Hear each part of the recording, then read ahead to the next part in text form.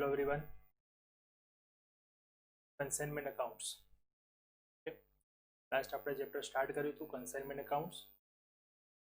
Consignment business શું છે એના વિશે આપણે જોયું હતું. કન્સાઇનમેન્ટ બિઝનેસમાં જે પાર્ટીઝ હોય છે અને આપણે કયા નામથી ઓળખીએ એના વિશે પણ આપણે જોયું હતું. કન્સાઇનર અને કન્સાઇની. કન્સાઇનમેન્ટ બિઝનેસની પ્રોસેસ શું હોય છે એના વિશે પણ આપણે લાસ્ટ લેક્ચરમાં જોયું હતું. અને પ્રોસેસના આધારે જે ટ્રાન્ઝેક્શન થાય છે ટ્રાન્ઝેક્શનને આપણે કઈ રીતે હિસાબોમાં લખીશું એના માટે આપણે કન્સાઇનરના બુક્સમાં કેવી રીતે હિસાબો તૈયાર કરીશું એની એક મેથડ જોઈ. ઓકે, કન્સાઇનર એટલે એવું વ્યક્તિ હોય છે કે જે પોતાનું માલસામાન વેચવા માટે બીજાને મોકલે છે. જે ગુડ સેન્ડ કરનાર છે એ થાય છે કન્સાઇનર. જે આ ગુડ રિસીવ કરે છે એટલે કે એજન્ટ તરીકે કામ કરે છે એ છે કન્સાઇની. તો અહીંયા બે પાર્ટી થાય છે, કન્સાઇનર અને કન્સાઇની. હવે ક્વેશ્ચનમાં તમને ક્યારેક બંનેના બુક્સમાં અકાઉન્ટ લખવાના પૂછે અથવા ક્યારેક કન્સાઇનરનું પૂછે. મોસ્ટ ઓફ કન્સાઇનરના જ હિસાબ રાખવાના હોય છે. તો કન્સાઇનરના બુક્સમાં હિસાબો કેવી રીતે રાખવા એ ઇમ્પોર્ટન્ટ છે, બરાબર. કન્સાઇનર જે છે એ આવી રીતે અલગ અલગ વ્યક્તિઓને માલ મોકલતું હોય છે. તો એના માટે અલગ અલગ કન્સાઇનમેન્ટ અકાઉન્ટ એને બનાવવાના હોય છે. જેટલી જગ્યાએ એ માલ પહોંચાડે છે અથવા જે વ્યક્તિને માલ મોકલે છે એના દરેકના કન્સાઇનમેન્ટ અકાઉન્ટ એ અલગ રાખશે, બરાબર. સિટી વાઇઝ રાખી શકે, સ્ટેટ વાઇઝ રાખે અથવા પર્સન વાઇઝ, જે વ્યક્તિને મોકલે છે બધાને એ પ્રમાણે. ઓકે, તો જ્યારે પણ આપણને ક્વેશ્ચનમાં પૂછવામાં આવે કે અકાઉન્ટ્સ પ્રિપેર કરો ઇન ધ બુક્સ ઓફ કન્સાઇનર, તો આપણે ત્યાં કેટલા લેઝર બનાવવાના, તો એના માટે 3 લેઝર બનાવવામાં આવે છે ધ બુક્સ ઓફ કન્સાઇનર. ફર્સ્ટ છે કન્સાઇનમેન્ટ અકાઉન્ટ, સેકન્ડ કન્સાઇની અકાઉન્ટ એટલે કે જેને માલ આપણે મોકલીએ છીએ એનું અકાઉન્ટ કન્સાઇનીનું, અને ત્રીજું થાય છે goods sent on consignment account, બરાબર. તો આ રીતે 3 એકાઉન્ટ્સ આપણે તૈયાર કરવાના છે in the books of consignor. Next હવે ટ્રાન્ઝેક્શન આમાં કઈ રીતે એન્ટ્રી કરશું આપણે, તો ટ્રાન્ઝેક્શન વાઇઝ આપણે જોઈએ તો જે પ્રોસેસ છે એ પ્રોસેસ વાઇઝ આપણે એના એક એક ટ્રાન્ઝેક્શન યાદ રાખીએ અને એ પ્રમાણે એન્ટ્રી કરતા જઈએ તો ઓટોમેટિક આપણા લેઝર તૈયાર થઈ જાય છે. અથવા ફોર્મેટ આપણે લખ્યા હતા લાસ્ટ, એ ફોર્મેટ તમે યાદ રાખી લો તો એનાથી વધારાની કોઈ વિગત આ ટ્રાન્ઝેક્શન્સમાં આવતી નથી. તો એ પ્રમાણે તમે બંને રીતે અહીંયા તૈયાર કરી શકો છો કન્સાઇનમેન્ટ અકાઉન્ટ, કન્સાઇની અકાઉન્ટ અને goods sent on consignment. Process એક વખત બ્રીફલી હું અહીંયા રિવાઇઝ કરી દઉં તમને. તો સૌથી પહેલો ટ્રાન્ઝેક્શન અહીંયા શું થાય છે, તો સૌથી પહેલાં તો આ પ્રોસેસમાં જે કન્સાઇનર છે એ કન્સાઇનર પોતે પોતાનું ગુડ સેન્ડ કરે છે કન્સાઇનીને, એટલે કે કન્સાઇનીને માલ મોકલવામાં આવે છે બાય કન્સાઇનર. કન્સાઇનર પોતે માલ મોકલશે, સૌથી પહેલો ટ્રાન્ઝેક્શન આ થશે.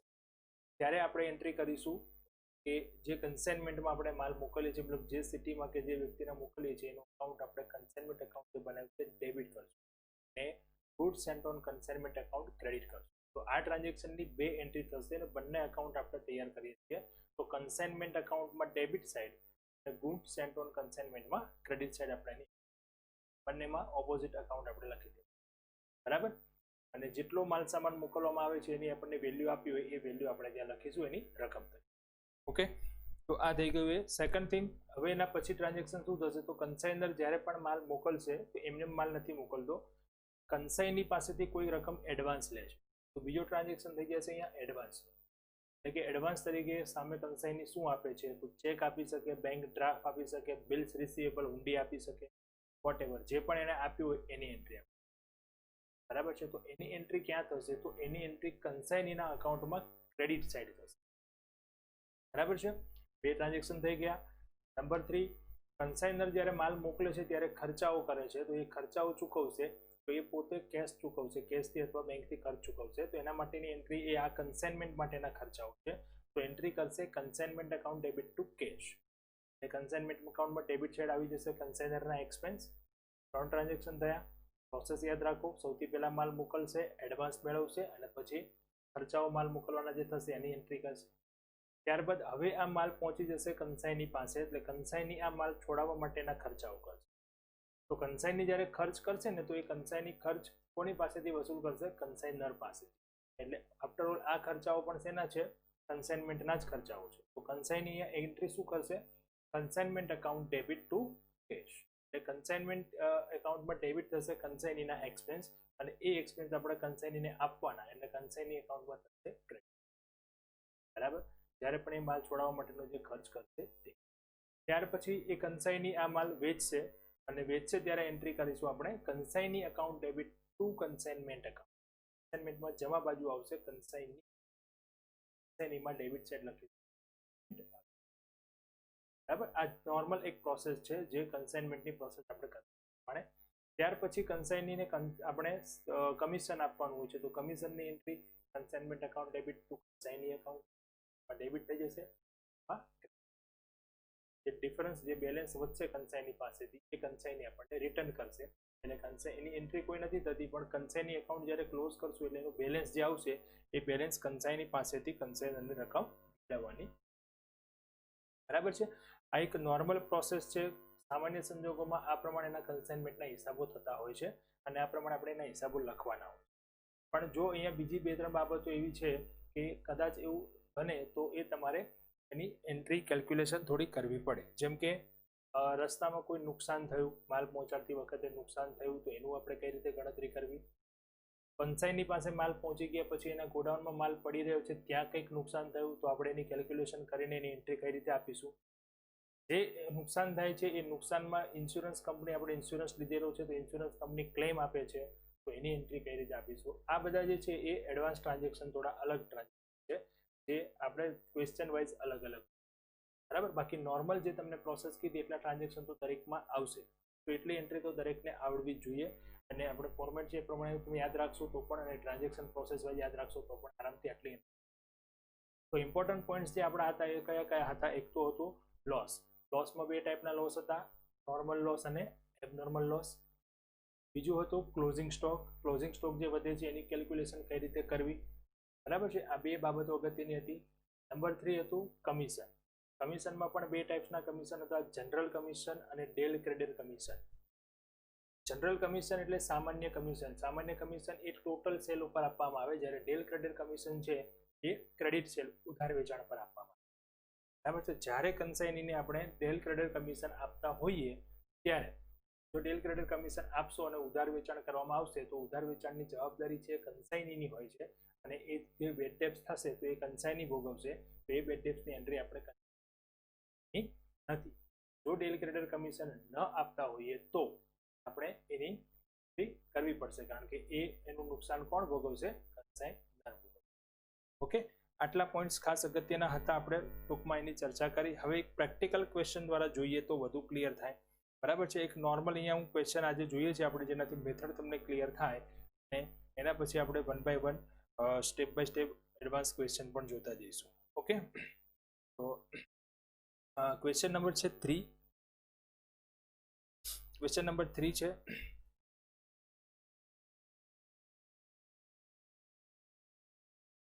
on 1st September 2010 Vijaya Company of Bombay sent on consignment to Sanjay Brothers of Surat. અહીંયા ધ્યાન એ રાખવાનું છે કન્સાઇનર કોણ છે અને કન્સાઇની કોણ છે. અહીંયા સૂચના આપી છે 1st September 2010 Vijaya and Company of Bombay sent on consignment to Sanjay Brothers. એટલે વિજયા એન્ડ કંપની સંજય બ્રધર્સને કન્સાઇનમેન્ટ મોકલે છે. તો વિજયા એન્ડ કંપની એ શું થશે? કન્સાઇનર, જ્યારે સંજય બ્રધર્સ એ થશે કન્સાઇની. હવે શું મોકલે છે એની સૂચના આપી છે. જો 1000 table fans costing 300 rupees each. The freight and other charges on the consignment amounted to rupees 25,000. 300 રૂપિયાનો એક એવા 1000 ટેબલ ફેન મોકલવામાં આવે છે અને આ ટેબલ ફેન મોકલવા માટે 25,000 રૂપિયાનો ખર્ચ થાય છે. ફ્રેટ એન્ડ અધર, ફ્રેટ એટલે કે ભાડું અને અધર ખર્ચો થાય છે, એ પણ કન્સાઇનર ચૂકવે છે. Okay, 100 table fans were destroyed in transit due to accident and the insurance company accepted the claim of rupees 12,000.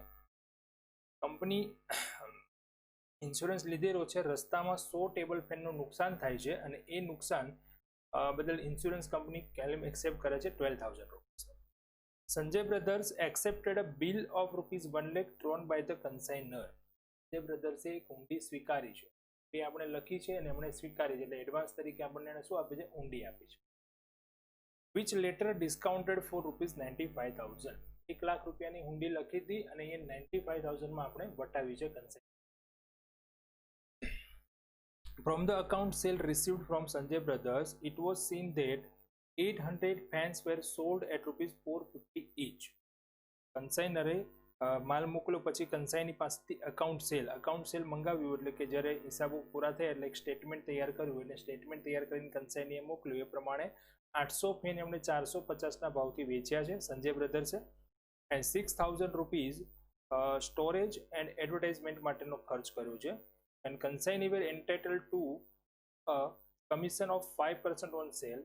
Prepare consignment account in the books of Vijaya and okay. Commission આપવાનું છે 5%. ઓનલી અહીંયા કમિશન જ કીધું છે, મતલબ એ general commission છે, cell credit commission નથી. એક પ્રકારે નુકસાન થાય છે, જે ઇમ્પોર્ટન્ટ પોઈન્ટ છે પહેલા આપણે રકમમાંથી જોઈ લેવાના. નુકસાન થાય છે ક્યાં? નુકસાન થાય છે રસ્તામાં, ઇન ટ્રાન્સિટ. કઈ રીતે નુકસાન થાય છે? By accident. એક્સિડન્ટથી નુકસાન થાય છે, એટલે આ નોર્મલ લોસ નથી, એબનોર્મલ લોસ. નોર્મલ લોસ હોય તો શું, એ કુદરતી કારણસર કે અમુક સંજોગો જે આપણે નથી ટાળી શકતા એવું કોઈ નુકસાન હોય તો એને નોર્મલ લોસ કહીએ. એટલે આ કેવો લોસ છે? બરાબર છે. તો ચલો આપણે આની કઈ રીતે એન્ટ્રી આપીશું વગેરે જોઈએ. તો સૌથી પહેલા તો અહીંયા શું બનાવવાનું કહ્યું છે? Only prepare consignment account in the books of Vijay and company. એટલે કન્સાઇનરના બુક્સમાં આપણે અકાઉન્ટ તૈયાર કરવાનું છે, કન્સાઇનમેન્ટ. પણ આપણે પ્રેક્ટિસ માટે 3 અકાઉન્ટ તૈયાર કરીશું in the books of Vijaya company. બરાબર છે. In the books of Vijaya company કેટલા એકાઉન્ટ બનશે? નંબર 1 બનશે કન્સાઇનમેન્ટ અકાઉન્ટ. બીજું એકાઉન્ટ બનીશું કન્સાઇની એકાઉન્ટ, અને ત્રીજું એકાઉન્ટ બનશે ગુડ્સ સેન્ટ ઓન કન્સાઇનમેન્ટ. બરાબર. કન્સાઇનરના બુક્સમાં આપણે મેજરલી આ 3 એકાઉન્ટ બનાવવાના હોય છે. ચલો હવે ટ્રાન્ઝેક્શન વાઇઝ આપણે સ્ટાર્ટ કરીએ. તો પહેલા નોર્મલ જે છે બધા ટ્રાન્ઝેક્શન એની એન્ટ્રીઝ આપીએ, અને પછી જે કેલ્ક્યુલેશન આપણે કરવાની હોય છે એની ફરી એકવાર રકમમાં જોઈ લઈએ કે અહીંયા આપણે ઇમ્પોર્ટન્ટ પોઈન્ટ્સ કયા કયા છે. તો સૌથી પહેલા તો જો ઓલ ઓવર આપણે ચેક કરીએ તો 1000 ફેન મોકલવામાં આવે છે, જેની 300 રૂપિયા પ્રાઇસ છે, અને આ મોકલતી વખતે 25000 રૂપિયાનો ખર્ચ કર્યો, એટલે 2 ટ્રાન્ઝેક્શન થયા. બીજું કયું છે કે 100 ફેન હતા એ રસ્તામાં નુકસાન થયું છે, એ આપણે લાસ્ટમાં જોઈશું, નુકસાનની એન્ટ્રી પછી આપીશું, છેલ્લે આપવાની. પહેલા જે નોર્મલ પ્રોસેસ છે પ્રોસેસને આપણે ટ્રાન્ઝેક્શન વાઇઝ એન્ટ્રી કરી દેવાની. તો સૌથી પહેલો ટ્રાન્ઝેક્શન માલ મોકલવામાં આવશે, બીજો ટ્રાન્ઝેક્શન ખર્ચ કર્યો, ત્રીજો ટ્રાન્ઝેક્શન થયો કે એમને માલ છોડાવતી વખતે 18000 રૂપિયાનો ખર્ચ કર્યો, ચોથું ટ્રાન્ઝેક્શન એડવાન્સમાં 1 લાખ રૂપિયા છે, પાંચમું ટ્રાન્ઝેક્શન એડવાન્સ જે મળ્યું તેમાંથી આપણે ઊંડી વટાવી એટલે 95000માં વટાવી તો 5000 રૂપિયા ડિસ્કાઉન્ટ થશે, એની એન્ટ્રી પણ આપવી પડશે. અને પછી છેલ્લે કહ્યું છે કે 800 ફેન વેચ્યા છે 450ના ભાવે, એટલે વેચાણ કર્યું અને પછી એને ખર્ચ કર્યો છે બીજો 6000 રૂપિયાનો અને કમિશન. આ રીતે બધા ટ્રાન્ઝેક્શન છે સ્ટેપ બાય સ્ટેપ. હવે જો મોકલ્યા હતા 1000, 100 નુકસાન થયું અને 800 વેચ્યા, તો હજુ 100 વધ્યા હશે ને, એ ક્લોઝિંગ સ્ટોક ગણાય. ક્લોઝિંગ સ્ટોક ક્યાંય આપેલો નથી, આપણને ક્યાંય સૂચના નથી આપી, પણ આ રીતે આપણે ટ્રાન્ઝેક્શન વાઇઝ જોઈએ તો ખ્યાલ આવી જાય કે મોકલવામાં આવ્યા હતા 1000 ફેન, એમાંથી 100 ફેનનું નુકસાન થયું અને 800 ફેન વેચી દીધા, તો પછી હજુ 100 ફેન વધ્યા હશે, જે શું ગણાશે? ક્લોઝ. ની વેલ્યુ કેટલી એ પણ આપણે ફાઇન્ડ. બરાબર છે. તો ચલો સ્ટાર્ટ કરીએ. સૌથી પહેલો ટ્રાન્ઝેક્શન લખીએ આપણે જે માલ મોકલ્યો છે એ. તો કન્સાઇનમેન્ટ એકાઉન્ટમાં ડેબિટ સાઇડ લખશું goods sent on consignment account. 1000 ફેન 300 રૂપીઝ એની પ્રાઇસ, એટલે ટોટલ 3 લાખ. અહીંયા શું લખ્યું? Goods sent on consignment account. તો goods sent on consignment account જે આપણે બનાવ્યું હતું ત્યાં ક્રેડિટ સાઇડ લખી દેવાનું to consignment by consignment account. આ દરેક ક્વેશ્ચનમાં ફર્સ્ટ એન્ટ્રી કોમન, બધામાં આ જ રીતે આવશે, કોઈ ચેન્જીસ નહીં. બરાબર છે. હવે સેકન્ડ, જે ખર્ચાઓ કર્યા છે એ ખર્ચ કર્યા છે તો એનું ડેબિટ સાઇડ એન્ટ્રી આવશે ટુ કેશ એકાઉન્ટ. જે ખર્ચ કર્યો તો ફ્રેટ એન્ડ અધર ચાર્જીસ 25000. આની બીજી એન્ટ્રી નથી આવતી. જો આમાં એન્ટ્રી વાઇઝ આપણે આમાં કરવા જઈશું તો આમાં ધ્યાન રાખવાનું છે કે અમુક ટ્રાન્ઝેક્શનની બી એન્ટ્રી થશે જે બંને એકાઉન્ટ આપણે બનાવ્યા હશે. હવે આની આપણે જો જનરલ એન્ટ્રી કરીએ તો શું થાય? Consignment account debit to cash. Cash account તો આપણે બનાવ્યું જ નથી, પછી એની સેકન્ડ એન્ટ્રી બીજી ઇફેક્ટ આવે નહીં. ત્યારે પહેલામાં શું થયું હતું? બંને એકાઉન્ટ બનાવ્યા છે તો પછી બંને જગ્યાએ ક્રોસ એન્ટ્રી કરી દીધી. બરાબર. ચલો ત્યાર પછી એડવાન્સ મળે છે તો એડવાન્સની એન્ટ્રી કન્સાઇની એકાઉન્ટમાં આવશે બાય બિલ્સ રિસીવેબલ. 1 લાખ રૂપિયા જમા બાજુ. અહીંયા પણ જો આપણે એન્ટ્રી શું કરીએ, જનરલ એન્ટ્રી આપણે હુંડી લખીએ એટલે આપણા માટે શું થાય, આપણે જેના બુક્સ લખીએ છીએ આપણે પક્ષ માની લો કે આપણે કન્સાઇનર છીએ, એ પ્રમાણે જ આપણે હિસાબ લખીશું તો ઝડપથી યાદ રહેશે. બરાબર, કન્સાઇનર છીએ અને આપણે જે આપણા હિસાબો લખીએ છીએ તો કઈ રીતે આપણે શું કર્યું, તો હુંડી લખી અને પેલા સ્વીકારી. તો આપણા માટે કઈ હુંડી થઈ, લેણી હુંડી. જ્યારે આપણે હુંડી લખીશું કસ્ટમર પર તો આપણે એન્ટ્રી શું કરીશું, આપણે જ્યારે હુંડી લખીશું ને એ જ્યારે એક્સેપ્ટ કરશે તો આપણે એન્ટ્રી શું કરીશું, bill receivable account debit to customer. કસ્ટમરની જગ્યાએ શું આવશે, કન્સાઇની. એટલે bills receivable account debit to કન્સાઇની.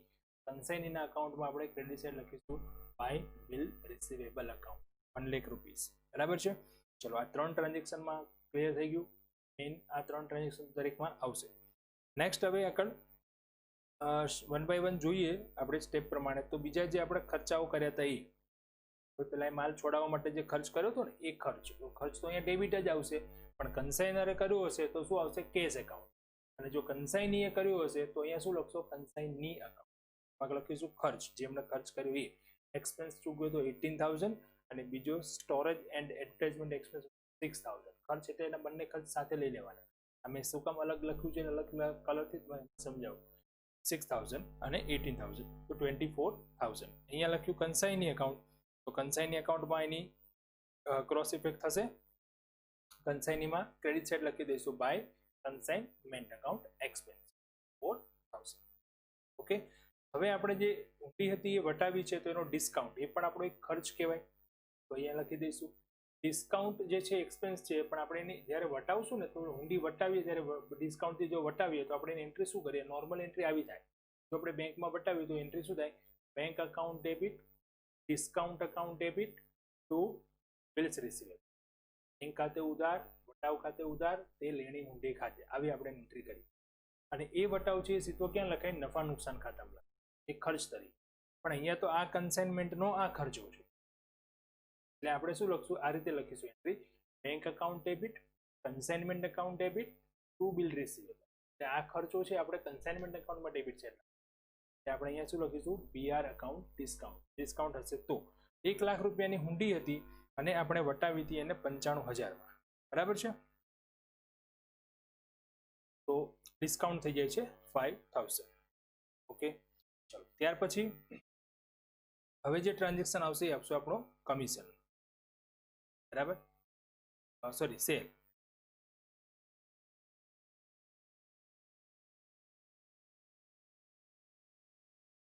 $800 fans અને સેલ કર્યા 450માં. એટલે સેલ કર્યું એમણે ટુ કન્સાઇન, સોરી આપણે એન્ટ્રી કરશું કન્સાઇની એકાઉન્ટ ડેબિટ ટુ કન્સાઇનમેન્ટ. એટલે કન્સાઇનમેન્ટમાં જમા બાજુ લખશું. જો માલ મોકલો તો ઉધાર બાજુ અને એ જ માલ જ્યારે વેચે ત્યારે ક્યાં લખવાનું, આપણે જમા બાજુ. એટલે 800 ફેન 450ના ભાવથી એને વેચ્યા તો અહીંયા આપણે લખી દઈશું સેલ. બરાબર, અને સામે આપણે કન્સાઇની એકાઉન્ટમાં ડેબિટ સાઇડ એન્ટ્રી કરી દઈશું ટુ કન્સાઇનમેન્ટ એકાઉન્ટ 3,60,000. સેલ થઈ ગયું તો હવે આપણે એને શું આપી દઈશું, કમિશન. તો કમિશનની એન્ટ્રી કરીએ. સેલ્સ પર કમિશન હતું 5%, તો to consignee account debit side commission ગણીએ તો 3,60,000ના 5% એટલે 18,000. કન્સાઇની એકાઉન્ટ અહીંયા આપણે લખ્યું ડેબિટ સાઇડ, તો કન્સાઇનીમાં લખીશું જમા બાજુ, કન્સાઇની અકાઉન્ટમાં credit side by consignment account commission. Commission મળે છે અહીંયા આપણને 18,000. બરાબર, આટલું થઈ ગયા પછી હવે જો નોર્મલી બધા ટ્રાન્ઝેક્શન જે સામાન્ય રીતે થતા હોય એ બધા પૂરા થઈ ગયા. કન્સાઇનરે માલ મોકલ્યો, એના પર ખર્ચાઓ કર્યા, કન્સાઇનીએ માલ છોડાવતી વખતે ખર્ચા કર્યા, કન્સાઇનીએ એડવાન્સ આપ્યું અને એ હુંડી હતી તો હુંડી વટાવી એટલે એ પણ આવી ગયું. કન્સાઇનીએ સેલ કર્યું, કન્સાઇનીને સેલ પર આપણે કમિશન આપ્યું. તો હવે બાકી શું રહ્યું, હવે બાકી રહ્યું એબનોર્મલ લોસ, જે નુકસાન થયું છે તે. બીજું બાકી રહ્યું ક્લોઝિંગ સ્ટોક. બાકી બધા ટ્રાન્ઝેક્શન આપણે આવી ગયા. બરાબર, તો હવે આપણે જ્યારે નુકસાનની કેલ્ક્યુલેશન કરીએ છીએ તો કેલ્ક્યુલેશનનું બીજું સ્ટેપ જે હતું એ આપણે ધ્યાનમાં રાખવા. બરાબર, કઈ રીતે ગણશું, જો સ્ટેપ નંબર 2 તો આપણું કેલ્ક્યુલેશન કરવી પડશે. તો કેલ્ક્યુલેશનમાં સૌથી પહેલા એબનોર્મલ લોસની ગણતરી કરીએ. એબનોર્મલ લોસ કેટલા ફેનનું નુકસાન થયું હતું, 100, અને પ્રાઇસ કેટલી હતી એની 300. તો ટોટલ ફેસ વેલ્યુ કેટલી થઈ જશે એની 30,000. અને રસ્તામાં નુકસાન થયું છે એટલે એના પર જે ખર્ચ લાગે છે એ પણ આપણે એમાં એડ કરવો પડશે. તો ખર્ચ કોનો લાગશે, અહીંયા કન્સાઇનરનો. પણ આપણે ખર્ચ કેવો એડ કરવો પડશે, પ્રપોર્શનેટ. પ્રપોર્શનેટ એટલે પ્રમાણસર. પ્રમાણસર એક્સપેન્સ આપણે એડ કરશું અહીંયા એક્સપેન્સ ઓફ કન્સાઇનરના. કઈ રીતે, જો કેટલો એને ફેન મોકલ્યા હતા 1000 અને ખર્ચ કેટલો કર્યો હતો 25000. તો 1000 ફેનના 25000 રૂપિયા ખર્ચ થાય તો 300 ફેનના કેટલા થશે? 100 ફેન હતા ને, 100 ફેનનો ખર્ચ કેટલો થશે? 2500. તો ટોટલ નુકસાન થઈ ગયું 32500 અને એમાંથી આપણને ઇન્સ્યોરન્સ કંપનીએ ક્લેમ પાસ કર્યો છે 12000. તો આપણું નેટ લોસ તો ખરેખર કેટલું થયું? 20500. ક્લિયર છે? હવે આની એન્ટ્રી આપણે કઈ રીતે કરીશું? તો જે નુકસાન થયું છે એ નુકસાન આપણે લખીશું જમા બાજુ કન્સાઇનમેન્ટ એકાઉન્ટમાં એબનોર્મલ લોસ તરીકે, અને જે ઇન્સ્યોરન્સ કંપની આપવાની છે પૈસા એ પણ આપણે લખીશું કન્સાઇનમેન્ટ એકાઉન્ટમાં ક્રેડિટ સાઇડ. જો એન્ટ્રી વાઇઝ સમજાવું તો જનરલ એન્ટ્રી આપણે જ્યારે પણ વીમા કંપની કોઈ રકમ દાવો મંજૂર કરે અને નુકસાન થયું હોય તો આપણે એની એન્ટ્રી આ પ્રમાણે કરતા હોઈએ છીએ. વીમા કંપની ખાતે ઉધાર, અકસ્માતથી થયેલ નુકસાન ખાતે ઉધાર, તે અકસ્માતથી ગયેલ માલ ખાતે. બરાબર છે? આવી એન્ટ્રી કરીએ આપણે. પણ નોર્મલ હોય તો આ કન્સાઇનમેન્ટના ટ્રાન્ઝેક્શનમાં આવી જ એન્ટ્રી થાય, પણ અહીંયા થોડું ચેન્જીસ થાય. ચેન્જીસ શું થાય? સ્પેશિયલ આપણે આ હિસાબ માટે શું કર્યું? કન્સાઇનમેન્ટ એકાઉન્ટ ક્રિએટ કર્યું. તો અહીંયા વીમા કંપની ખાતે ઉધાર એનું એ જ રહેશે. અકસ્માતથી થયેલ નુકસાન જે હતું એની જગ્યાએ અહીંયા ચેન્જ થઈ જશે ને. અકસ્માતથી થયેલ નુકસાનની જગ્યાએ શું આવશે? Consignment account. આપણે જે માલ મોકલ્યો એ પણ શું થશે? To consignment. બરાબર છે? એટલે જે નુકસાન થયું એ નુકસાન કેવું છે? આપણું એબનોર્મલ લોસ. તો હવે જો જનરલ એન્ટ્રી આપણે કરીએ આવી થાય insurance company account debit, abnormal loss account debit to consignment account. તો આપણે આની ઇફેક્ટ જો આપણે એકાઉન્ટમાં આપીએ તો શું થાય? કન્સાઇનમેન્ટ એકાઉન્ટમાં જમા બાજુ આ બંને આવે. આપણે યાદ શું રાખવાનું છે કે જ્યારે પણ એબનોર્મલ લોસ થાય તો એ લોસ અને વીમા કંપનીએ જે ક્લેમ એક્સેપ્ટ કર્યો હોય એ રકમ આપણે કન્સાઇનમેન્ટ એકાઉન્ટમાં જમા બાજુ લખો. બરાબર? પણ યાદ રાખજો ખાસ, એબનોર્મલ લોસની જ એન્ટ્રી થાય, નોર્મલ લોસની એન્ટ્રી થાય નહીં. તો નોર્મલ લોસનું શું થાય? એ નોર્મલ લોસ આપણે ક્લોઝિંગ સ્ટોકમાં એડજસ્ટ કરવાનો હોય છે, ક્લોઝિંગ સ્ટોકમાં એડ કરવાનો હોય છે. ક્લોઝિંગ સ્ટોકની વેલ્યુ એનાથી વધારે છે. બરાબર છે? તો એન્ટ્રી આપી દઈએ આની કન્સાઇનમેન્ટ એકાઉન્ટમાં credit side, abnormal loss, net loss જે હતું એ લખવાનું, અને ઇન્સ્યોરન્સ કંપની.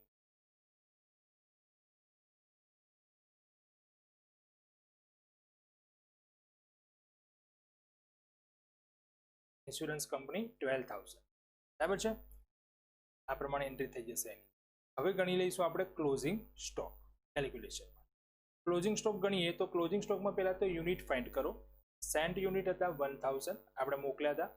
એબનોર્મલ લોસ થઈ ગયો 100 એટલે કેટલા વધ્યા? 900. પછી એમાંથી બાદ કરો સેલ હતા 800 યુનિટ, વધ્યા કેટલા? હવે અહીંયા 100 યુનિટ વધ્યા છે. હવે 100 યુનિટની આપણે વેલ્યુ ગણીએ તો એની વેલ્યુ ગણવા માટે સૌથી પહેલા શું લખીશું? Face value.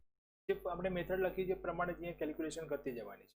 પણ એ 100 હતા, એમાં 300ની પ્રાઇસ હતી એટલે 30000 થયા. એના પ્રોપોર્શનેટ એક્સપેન્સ આપણે પ્લસ કરીએ કન્સાઇનરના તો 1000 યુનિટના 25000 હતા, તો 100 યુનિટના કેટલા થશે? 2500 રૂપિયા.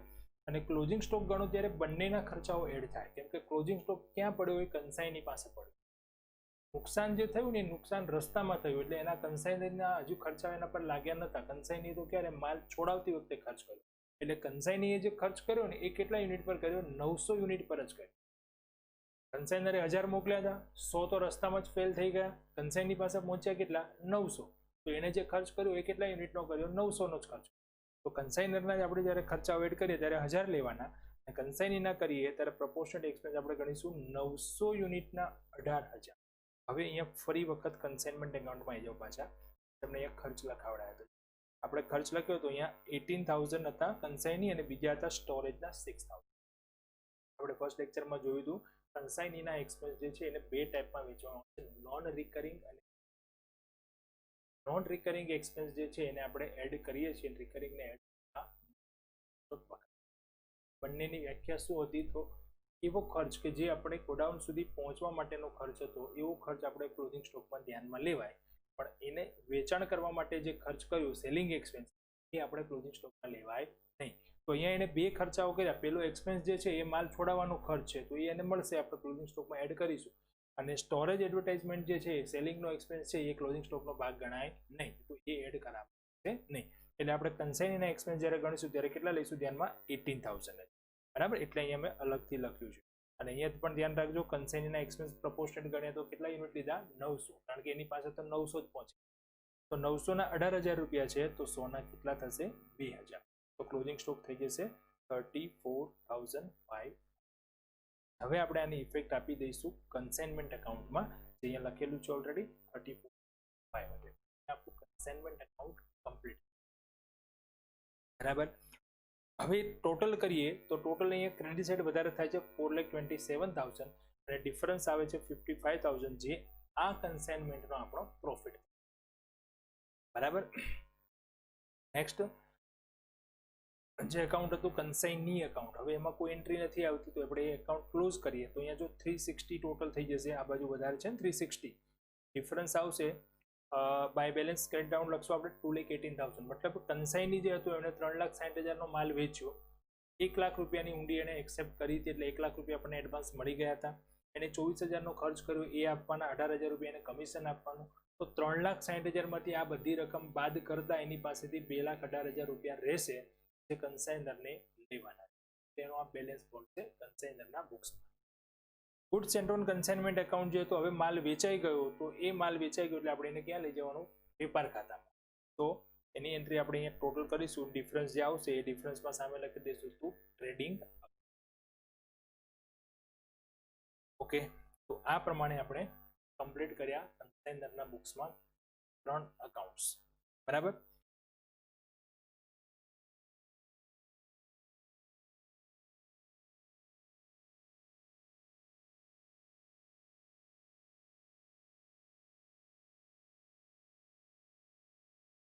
ક્લિયર છે? ઓકે, તો 1 બાય 1 અહીંયા તમે જોયું, મેં તમને ટ્રાન્ઝેક્શન વાઇઝ એન્ટ્રીઝ કરી. આપણે ટ્રાન્ઝેક્શન કમ્પ્લીટ થાય એટલે પછી આપણે જે અલગથી ટ્રાન્ઝેક્શન વધારાના જે આવે છે કયા કયા છે, લોસ છે અથવા ક્લોઝિંગ સ્ટોક છે, બસ એની કેલ્ક્યુલેશન કરો ને એની. બરાબર છે. ફરી એક વખત અહીંયા હું તમને સમજાવી દઉં, આપણે ફોર્મેટથી પહેલેથી જોઈએ. પહેલો ક્વેશ્ચન છે ધ્યાનથી સમજો, ભલે આજે એક જ ક્વેશ્ચન થાય અને આપણે ગણતરી પણ એક જ ભલે થાય, પણ કમ્પ્લીટ મેથડ થઈ જશે એકવાર, પછી બીજા ક્વેશ્ચનમાં પ્રોબ્લેમ નહીં આવે. બરાબર. જો અહીંયા બરાબર આ ફોર્મેટ જોઈ લો. સૌથી પહેલા ડેબિટ સાઇડ આપણે શું લખ્યું? Goods sent on consignment. પહેલું ટ્રાન્ઝેક્શન કયું લખવાનું? ડાયરેક્ટ હમણાં આપણે જે માલ મોકલીએ છીએ તે. કેટલી અસર આવશે એની? 2. કન્સાઇનમેન્ટ એકાઉન્ટમાં ડેબિટ સાઇડ અને ગુડ્સ સેન્ટ ઓન કન્સાઇનમેન્ટ એકાઉન્ટમાં ક્રેડિટ સાઇડ. બરાબર. અહીંયા આ રીતે સીધી એક એન્ટ્રી થઈ ગઈ. ત્યાર પછી બીજો ટ્રાન્ઝેક્શન આપણે કયો લખ્યો હતો? તો બીજો ટ્રાન્ઝેક્શન લખ્યો હતો આપણે કેશ એકાઉન્ટ. આજે લખ્યું એમ શું હતું? જે કન્સાઇનરે માલ મોકલતી વખતે જે ખર્ચાઓ કર્યા તે. બરાબર. ત્યાર પછી ત્રીજો ટ્રાન્ઝેક્શન શું હતો? તો જે એડવાન્સ મળ્યું તે. એડવાન્સ મળ્યું એની આપણે એન્ટ્રી ક્યાં કરી હતી? કન્સાઇનીના અકાઉન્ટમાં credit side, bills receivable 1 lakh રૂપિયા. હવે એ આપણે ખર્ચ એને જે માલ મેળવતી વખતે ખર્ચ કર્યો તે. તો ત્રીજો અહીંયા તેના પછીનું ટ્રાન્ઝેક્શન થઈ ગયું કન્સાઇની એકાઉન્ટ, એને જે પણ ખર્ચાઓ કર્યા તે. તો અહીંયા ડેબિટ સાઇડ, કન્સાઇની એકાઉન્ટમાં ક્રેડિટ સાઇડ. બરાબર. ઊંડી મળી હતી, ઊંડી વટાવી છે, સૂચના આપી છે અને ડિફરન્સ આપણને ખ્યાલ આવી ગયો કે 1 લાખ રૂપિયાની ઊંડી હતી, 95,000માં વટાવી તો 5,000 રૂપિયા શું થઈ ગયું? ડિસ્કાઉન્ટ. તો એ ડિસ્કાઉન્ટની એન્ટ્રી આપણે ડેબિટ સાઇડ. બરાબર. સિંગલ, કોઈ બીજી ઇફેક્ટ આવશે નહીં.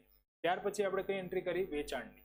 જે માલ વેચ્યો 800 એકમ 450ના ભાવથી વેચ્યા, એ કન્સાઇનમેન્ટ એકાઉન્ટમાં જમા બાજુ અને વેચ્યા કોણે? કન્સાઇનીએ. તો આપણે ક્યાં લખીશું? કન્સાઇનીના અકાઉન્ટમાં ડેબિટ સાઇડ. બરાબર. Consignment account. તો આટલા ટ્રાન્ઝેક્શનથી કન્સાઇનીના અકાઉન્ટમાં તો 2-3 ટ્રાન્ઝેક્શન જ આવ્યા. જો એને એડવાન્સ આપ્યું તો એ ખર્ચાઓ કર્યા તે અને વેચાણ કર્યું. બીજું હવે શું? વેચાણ થઈ ગયું એટલે શું આપી દો? એની એન્ટ્રી તરત કમિશનની. કમિશન એને જે મળવાનું હતું એ વેચાણ પર ગણી લો, કમિશન એના ખાતે જમા થઈ જશે અને કન્સાઇનમેન્ટ માટેનો એક્સપેન્સ છે તો કન્સાઇનમેન્ટમાં થઈ જશે ડેબિટ. આ બધા જ નોર્મલ ટ્રાન્ઝેક્શન દરેક કન્સાઇનમેન્ટ બિઝનેસમાં થાય જ. આટલા ટ્રાન્ઝેક્શન તો દરેક ક્વેશ્ચનમાં આવશે જ. બરાબર. હવે વધારાના ટ્રાન્ઝેક્શન કયા? તો રસ્તામાં કોઈ નુકસાન થયું હોય તો. બરાબર. તો આપણે નુકસાન થયું હતું એની એન્ટ્રી કરી. રસ્તામાં નુકસાન થયું હતું, બાય એક્સિડન્ટ થયું હતું, એટલે એ કયું નુકસાન ગણાય? એબનોર્મલ. ઇન્સ્યોરન્સ કંપનીએ ક્લેમ એક્સેપ્ટ કર્યો હતો તો ઇન્સ્યોરન્સ કંપનીનું પણ આપણે કેલ્ક્યુલેશનમાં લેવાનું, આટલા ઇન્સ્યોરન્સ કંપની આપશે. બટ જો કુદરતી કારણસર લોસ થયું હોય તો પછી એ નોર્મલ લોસ ગણાશે, જેની કોઈ એન્ટ્રી થશે નહીં, પણ એની આપણે ગણતરી ક્લોઝિંગ સ્ટોકની કરીએ ત્યારે ધ્યાનમાં લઈશું. આમાં નથી, આપણે નેક્સ્ટ નોર્મલ લોસ વાળો દાખલો જોઈશું. બરાબર છે ફ્રેન્ડ્સ. નેક્સ્ટ હવે એના પછી નોર્મલ લોસની એબનોર્મલ લોસની કેલ્ક્યુલેશન થઈ ગઈ. ઇન્સ્યોરન્સ કંપનીની બંનેની એન્ટ્રી હંમેશા ક્યાં આવશે? જમા બાજુ જ આવશે. તો ખાલી આપણે એની ગણતરી ધ્યાનમાં રાખવાની. ઓકે, પછી ક્લોઝિંગ સ્ટોકની કેલ્ક્યુલેશન. ફરી ચલો કેલ્ક્યુલેશન એકવાર સમજી લઈએ. કેલ્ક્યુલેશનમાં જો અહીંયા તો એબનોર્મલ લોસ કેલ્ક્યુલેશન કઈ રીતે કરશો, કેટલા એકમનું નુકસાન થયું એની પહેલા એકમો અને એની જે ફેસ વેલ્યુ હતી એને આપણે મલ્ટીપ્લાય કરો એટલે ટોટલ વેલ્યુ મળી જાય. રસ્તામાં નુકસાન થયું છે તો પછી એમાં તમારે ખાલી કન્સેનરનો પ્રમાણસર ખર્ચ પ્રપોર્શન એક્સપેન્સ કઈ રીતે, મોકલતી વખતે કેટલા યુનિટ હતા અને કેટલો ખર્ચ કર્યો હતો, નુકસાન કેટલા એકમનું થયું. 1000 એકમ મોકલ્યા હતા, 25,000 નો ખર્ચ કર્યો હતો અને 100 એકમનું નુકસાન થયું તો 100 એ કેટલા એડ કરી દો, જે આવશે એ ટોટલ લોસ થઈ ગયો. ક્લેમ હોય તો ક્લેમ બાદ કરી દો. પણ આ જ રીતે જો અહીંયા આપણે ગોડાઉનમાં પહોંચ્યા પછી નુકસાન થયું હોય તો આપણે શું કરવું પડે, જે પ્રપોર્શનેટ એક્સપેન્સ કન્સાઇનરના મોકલ્યા એવી જ રીતે પ્લસ પ્રપોર્શનેટ એક્સપેન્સ કન્સાઇનીના પણ કરવા પડે. ત્યાં પાછા કેટલા આવે, 1000 એ 18,000 તો 100 એ કેટલા, બસ એટલું એડ થઈ જશે. પણ આમાં તો નુકસાન રસ્તામાં થયું છે તો કન્સાઇનીના એક્સપેન્સ આવશે નહીં. ઓકે, પછી જો કેલ્ક્યુલેશન કરી છે આપણે સ્ટોકની. સ્ટોકમાં પહેલા શું કરી લો, યુનિટ ગણી લો. પહેલા કેટલા માલ મોકલ્યો એ જો, એમાંથી એબનોર્મલ લોસ બાદ કરી દો, સેલ બાદ કરી દો, જે વધે ક્લોઝિંગ સ્ટોકના યુનિટ થઈ. એને પણ ફેસ વેલ્યુથી મલ્ટીપ્લાય કરો અને હવે એમાં બંનેના ખર્ચા એડ કરવાના. કારણ કે ક્લોઝિંગ સ્ટોક છે, ક્લોઝિંગ સ્ટોક ક્યાં પહોંચી ગયો છે, હવે કન્સાઈની પાસે પહોંચી ગયો એટલે એના પર બંનેના ખર્ચ એડ.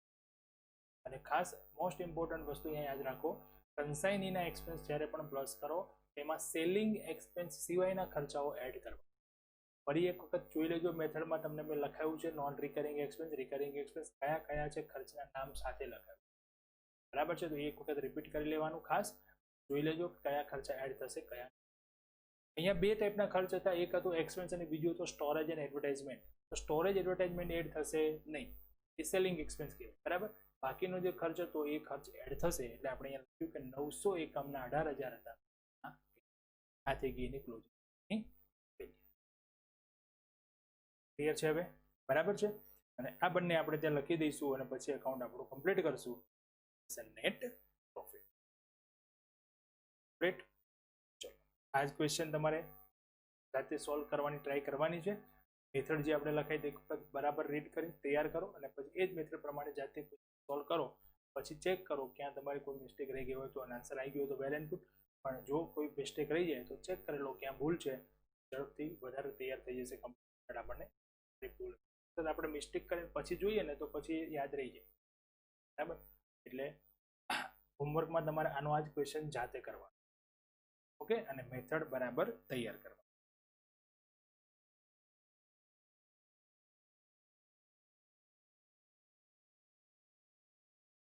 Okay, thank you.